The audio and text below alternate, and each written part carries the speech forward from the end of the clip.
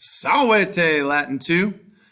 Hope everybody's doing well. This is Magister Hodges, and this is the beginning of Unit 0.5. Now we're going at a snail's pace, but transitioning to a new textbook is difficult.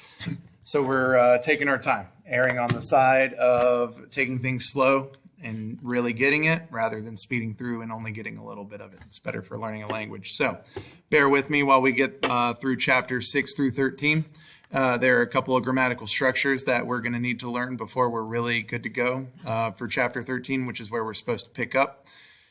So over the next few weeks, we're going to be looking shortly at each of these 6 chapters. Not totally in depth. This isn't going to take 7 weeks. It's going to take about 3 or 4. So basically by the end of October.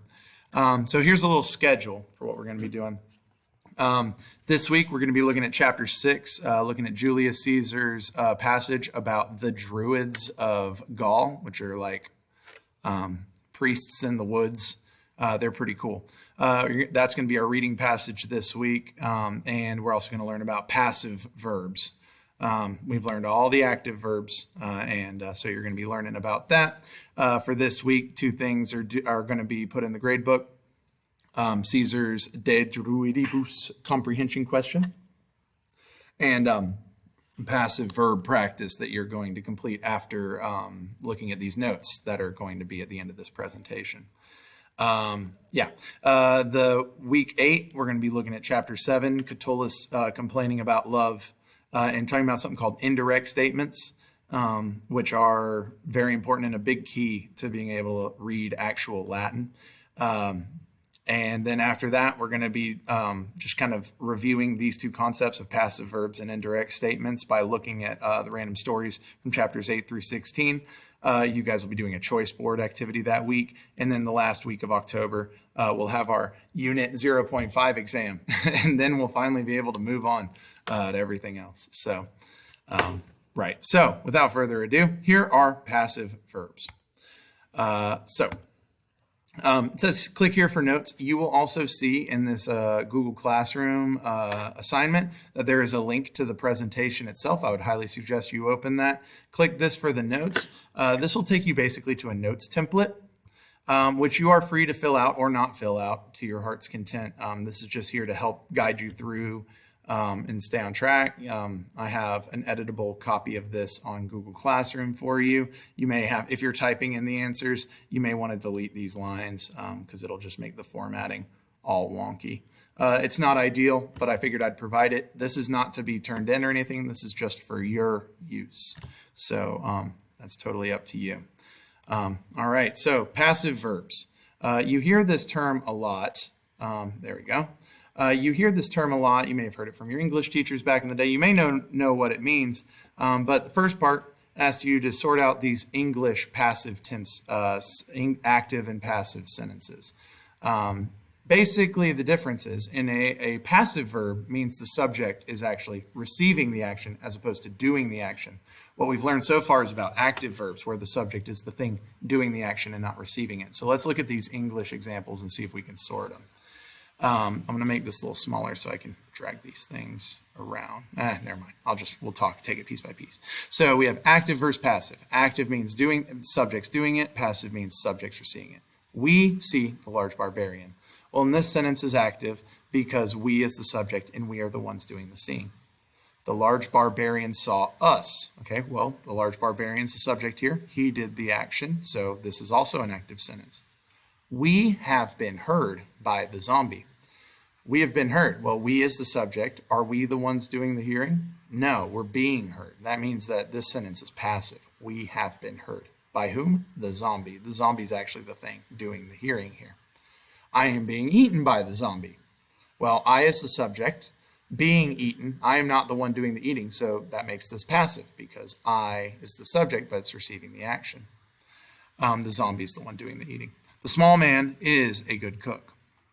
Well, this is a linking verb sentence. You could say this is just passive. There's really not much to it. The subject is neither doing or receiving the action. It's just being described. So that actually, technically, I guess, makes it an active sentence. Linking verbs like is are just kind of in a category on their own. Doe was rejected by the girl. Feel like, oh, this should be Doug. got auto-corrected here. Oops. Let's fix that. Doug. There we go. That makes a lot more sense. Okay. So Doug was rejected by the girl. Well, unfortunately for Doug, he was not the one doing the rejecting. He was being rejected. That makes this sentence passive. Don't touch the veggie straws. Well, this is a command. And when it's a command, the implied subject is you. You're saying like, you, don't touch the veggie straws. In this case, if the subject's you, you're saying you, don't do it, don't touch it, don't commit that action. That makes this sentence active. Velma is punished for her crimes. Well, Velma's not doing the punishing, she's being punished. So that makes this a passive sentence. That's the general idea. A sentence with an active verb means subject's doing it. Subject passive verb means the subject is receiving the action. That's the major idea here today. So let's look at how this acts in Latin. The first sentence, Aemilia bilium pulsat. Aemilia punches Billy. This would be an active sentence because Amelia is the one doing the punching and Billy's receiving it. You have your nominative, you have your accusative, you have your verb. That's pretty simple. Let's look at how it changes when it becomes passive though. Bilius ab Aemilia pulsatur.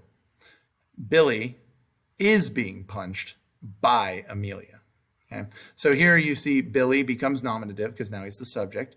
You'll see that pulsat turns into pulsatur. So the ending of the verb changes and you'll notice tur, that's passive. If you see tur, that means it's like is being blanked.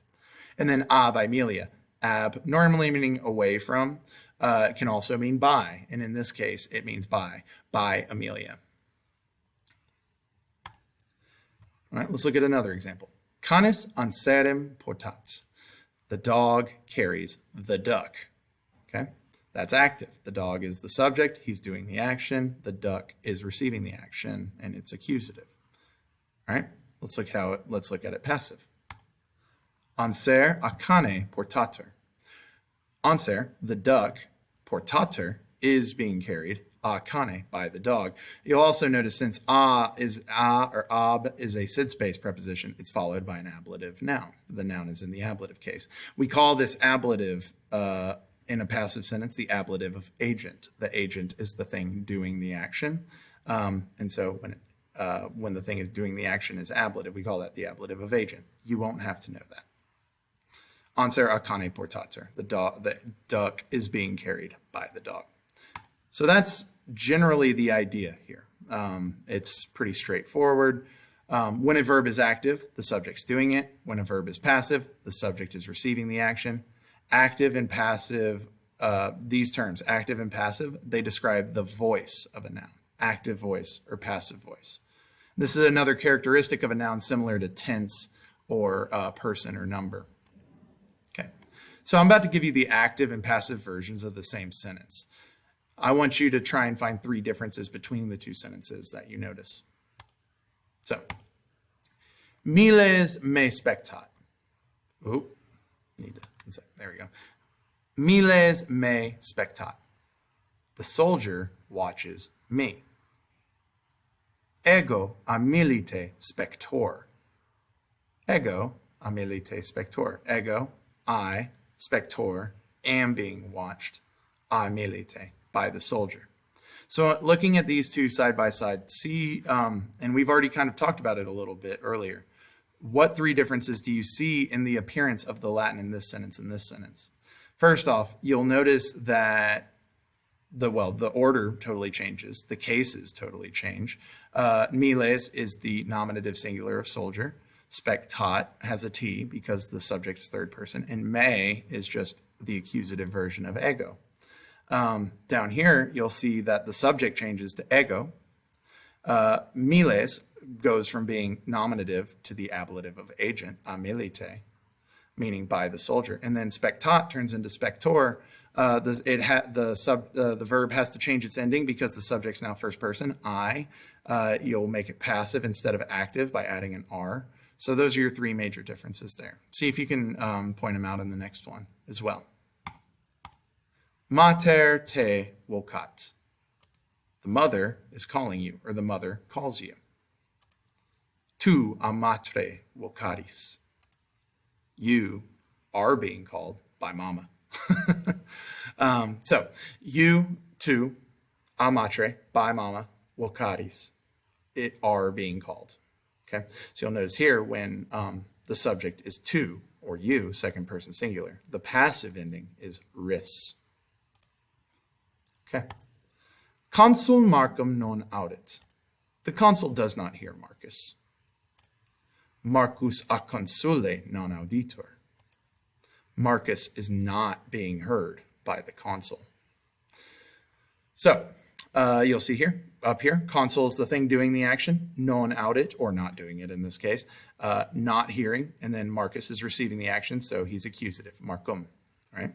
Down here, we're saying Marcus is not being heard, Marcus non auditur, as opposed to non audet, by the consul, a consule, as opposed to consul, which was just the nominative version up here. Now it's the ablative of agent. So those are the three major ways that it changes. Hostes nos vincunt. Hostes, the enemies, vincunt, are conquering or conquer, nos, us. Okay, that's active. Let's look at the passive. Nos ob hostibus vincimur. Nos, we, ab hostibus, by the enemies, should be enemies, not just one enemy, but a bunch. Vincimur, are being conquered. So you'll notice, whereas before, if we were going to say we conquer, we would say nos vincimus. But since we're saying are being conquered, it's vincimur. The mur is the ending there. And let me go ahead and just fix this typo while I'm here.